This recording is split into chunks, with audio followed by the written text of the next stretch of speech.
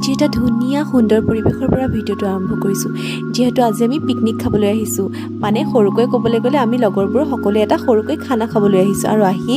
ইহঁতি মোক কামত লগাই দিলে চাওকচোন কিমান ঝাৰু মাৰিছোঁ মই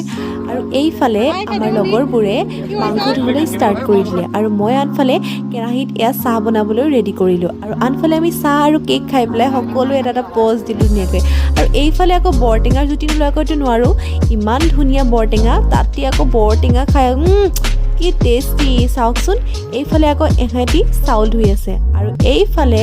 আমাৰ ৰৌশনে মাংসৰ হেতা লৰাই মাংস বনাই আছে ভাবিলোঁ ময়ো অকণমান প'জ দিবলৈকে মাংস লৰাই দিওঁচোন আৰু এইফালে আমাৰ খানা ৰেডি হৈ গ'ল আৰু সকলোৱে বহি আছে খানা খাবলৈ বুলি আৰু এখন দেখিছেনে মোৰ থালি ময়ো একদম এক পেটেল খানা খাই দিলোঁ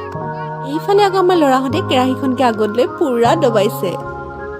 আকৌ এবাৰ ধুনীয়া পৰিৱেশটো এনজয় কৰি ঘৰলৈ বুলি ৰাওনা হ'লোঁ বাই বাই